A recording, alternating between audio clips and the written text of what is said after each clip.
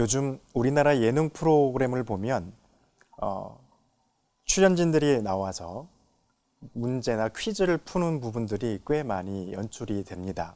그런데 그 퀴즈가 난해하고 또 조금 어려웠을 때 늘 항상 출연진들이 그 제작진들에게 질문을 합니다. 힌트를 좀 주십시오. 이렇게 질문한다는 것이죠. 그리고 어떤 힌트를 줍니다. 그리고 그 문제를 풀게 되기도 하고 풀지 못할 때도 있습니다. 그런데 그것 때문에 출연진들이 기뻐하기도 하고 때로는 그것을 신청하는 우리가 그 프로그램을 보면서 박장대소하기도 합니다. 이것은 사람들이 어떤 문제를 풀고 싶을 때, 그 문제가 어렵고 난해할 때 그것을 풀어낼 수 있는 실마리가 있으면, 그리고 그 실마리를 찾으려고 노력합니다. 오늘 우리가 읽었던 하나님의 말씀 이사야서 7장 10절에서 16절에 이 7장에 나오는 아하스라고 하는 유다의 왕이 상황이 난해한 문제에 처해 있었던 것입니다. 그런데 이 난해한 상황, 무엇을 결정해야 될지 모르고 어떻게 해야지 지혜로울까 하고 있을 그때에 하나님 여호와께서 선지자 이사야를 보내셔서 아하스 왕에게 힌트를 주시고 있습니다.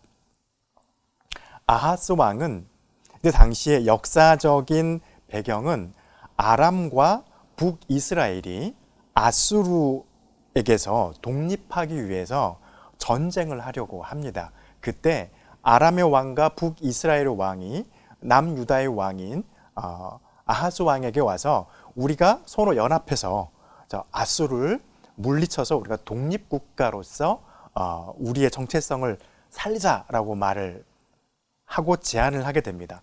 그런데 아하스 왕의 생각은 어땠을까요? 아하스 왕은 그것을 기쁘게 생각하지 않았고 그것을 좋게 바라보지 않았던 것을 우리가 7장에서 볼 수 있습니다. 그래서 그는 고민을 했던 것이죠. 그때 그가 가타부타간에 결정을 내리지 못하고 또 자신의 생각을 밀어붙이지 못하고 있을 때 하나님께서 선지자 이사야를 통하여서 그에게 아하스 왕 너의 생각을 내가 지지하니까 그것을 지켜라라고 말씀을 전해주고 있는 말씀이 이사야서 7장에 있는 말씀입니다. 이것은 BC 730년경에 일어났던 역사적인 하나의 사건입니다. 이럴 때 아하스는 어떤 생각을 했냐면요, 우리 유다는 아수르에게 조공을 바치고 그들의 보호 안에서 지금처럼 나의 국가가 나의 다스림을 받고 있는 국민들의 생명이 유지되는 것이 더 중요하다고 생각을 하고 있었던 것 같습니다. 그러나 아람과 북이스라엘은 그렇지 않았던 것이죠. 그런데 여기에서 하나님은 유다 왕 아하스의 생각이 옳다라고 하고 그를 지지해 주신 것입니다. 그래서 그가 어떻게 결정하기를 어려워할 때 하나님께서 그에게 오셔서 그로 하여금 너의 생각을 지키라라고 7장 1절에서부터 시작해서 3절 4절에 이르기까지 아하스 왕에게 너의 생각이 옳으니 그것을 지키라라고 말씀을 하고 있습니다. 이것이 이 이사야서 7장이 가지고 있는 역사적인 배경이 되고 여기에서 아하스 왕이 가지고 있는 그 생각을 지지하고 계시는 하나님, 그리고 그 지지한 것을 이루시기 위해서 우리가 읽었던 이 본문에서 말씀하고 있는 것처럼 너는 나에게 징조를 요구하라라고 11절, 12절에서 말씀을 하고 있습니다. 그런데 아하스 왕이 두려워서 그 징조를 요구하지 못하죠. 혹 하나님을 시험한다라고 하는 그런 오해를 살 수 있을 것 같다는 생각을 해서였습니다. 그러나 하나님께서 그에게 징조를 보이십니다. 그런데 이것은 어떤 정말 현상으로 드러나 보이고 눈에 보여지는 징조가 아니었습니다. 우리가 너무나도 익히 잘 알고 있는 말씀이에요. 7장 14절에 있는 말씀인데요. 주께서 친히 징조를 너에게 주실 것이라. 보라, 처녀가 잉태하여 아들을 낳을 것이요 그의 이름을 임마누엘이라 하라라고 하는 이 말씀으로 징조를 삼습니다. 여러분, 이 말씀이 아하스에게 전해졌습니다.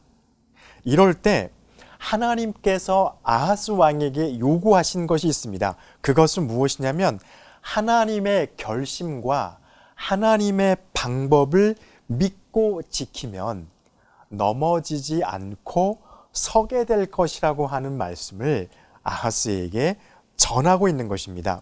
오늘 이사야서 7장 9절 말씀에 하나님께서 이사야를 통해서 이렇게 말합니다.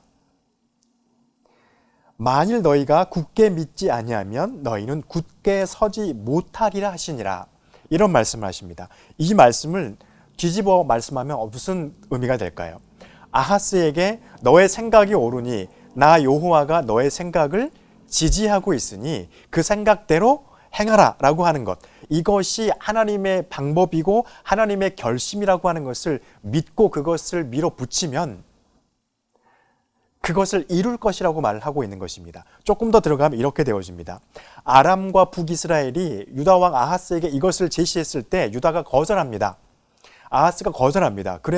그랬더니 아람과 북이스라엘의 왕이 그렇다면은 우리는 너를 쳐서 예루살렘을 멸망하고 너 대신에 우리가 원하는 사람으로 왕을 세우겠다라고 하면서 전쟁을 선포한 것이죠. 그랬더니 7장 2절 말씀에 보니까요, 아람과 에브라임이 동맹하여서 예루살렘을 대적하니까 왕의 마음이, 그리고 이스라엘의 백성의 마음이 숲이 바람의 흔들림 같이 흔들렸다라고 기록하고 있습니다. 무서웠다는 것이죠. 어찌 안 그러겠습니까? 두 나라가 힘없는 한 나라를 동맹해서 자신들과 같이 뜻을 하지 않는다고 해서 그들을 치려고 하니 무서웠겠죠. 그래서 유다는 두렵고 떨림이 있었습니다. 그럴 때 하나님은 유다의 생각을 지지해 주셨다고 하는 것입니다. 그리고 이사야를 통하여서 말씀하시기를 네가 믿으면, 네가 믿고 있는 그 뜻을 가지고 하나님의 의지와 결심이라고 믿었던 그것을 가지고 네가 이루게 될 것이다. 그리고 본문에 있는 그 말씀 그대로 가면요, 믿지 아니하면 너가 그 믿음대로 서지 못할 것이다 라고 말씀을 하고 있는 것입니다. 이것은 하나님의 방법이 아하스에게 선포된 거예요. 그리고 그 하나님의 방법을 선포됐는데 그 선포된 하나님의 방법을 아하스가 믿으면 그 하나님의 방법과 선포와 결심이 아하스에게 그대로 이루어질 것이라고 하는 것을 믿으라라고 말씀을 하고 있는 것입니다. 여러분, 그리고 우리가 너무나도 잘 아는 것처럼 아까 하나님께서 이사야를 통하여서 말씀을 통한 징조를 주셨습니다. 보라, 처녀가 잉태하여 아들을 낳으리니.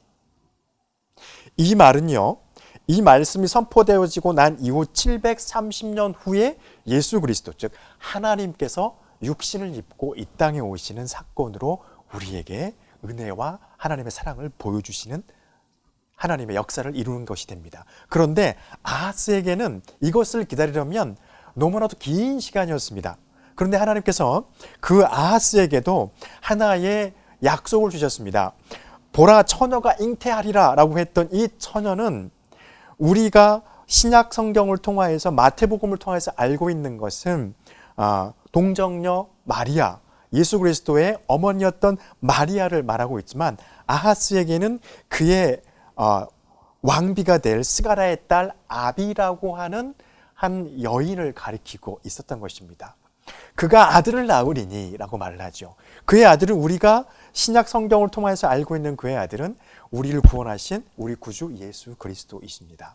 그런데 아하스에게는 너무나도 먼 과거의 이야기였기 때문에 이것이 그에게 다가오지 못한 것이 될 수 있었지만, 그러나 하나님이 아하스에게도 은혜를 주셨어요. 어떤 거였냐면 스가랴의 딸 아비와 또 결혼하고 그에게 히스기야라고 하는 한 아이가 태어나게 됩니다. 그 히스기야는요, 다윗과 솔로몬 이후에 가장 강력한 하나님을 향한 신앙을 회복했던 왕이고요. 그리고 아수르에게 비록 지배를 당하고 있었으나 가장 강력한 힘을 가지고 있었던 또 하나의 왕권을 누리게 되는 그러한 시기가 도래되는 것을 볼 수 있습니다. 역사상으로. 이것이 하나님의 말씀을, 하나님의 결심과 하나님의 방법을 유다왕 아하스가 믿고 그대로 따랐더니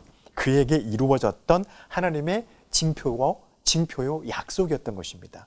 그리고 730년이 지난 후 우리의 연대로 2000년 전에 마리아를 통하여서 하나님께서 우리의 인간을 사랑하시고 구원하시는 길이신 예수 그리스도, 즉 하나님의 성육신으로 우리에게 다가오셨다는 것입니다. 그리고 우리에게 은혜를 베푸셨습니다. 여러분, 이것은 아하스에게나 저와 여러분에게나 무엇을 말씀하고 있는 것일까요? 하나님께서는 인간이 갖기를 원하시는 믿음이 있음을 알려주고 계십니다. 어떤 믿음일까요? 먼저 믿음은요, 정복하는 것보다는 섬김을 추구하는 믿음이라는 것입니다. 아하스가 아람과 북이스라엘과 같이 연합해서 독립전쟁을 해서 유다가 하나의 독립국가로 지배나 종속이 된 국가가 아니라 독립국가로 살아가는 것이 어쩔 보면 자존심적으로 더 좋은 상황일 수도 있었습니다. 그러나 하나님은 그것을 원하지 않으셨습니다. 왜냐하면 아마도 하나님의 때가 아직 아니요. 그리고 하나님의 결심과 방법은 압수르를 섬기면서 하나님의 백성인 이스라엘의 백성들의 삶이 연장되어지고 비록 종속되어져 있는 국가의 삶이었지만 그들의 삶 가운데 여전히 하나님을 예배하고 화평하는 평화로운 삶이 있는 것을 하나님께서 바라셨기 때문입니다. 두 번째로 믿음은요, 겸손하는 것을 바라는 믿음을 하나님께서 우리에게 바라고 계신다는 것입니다.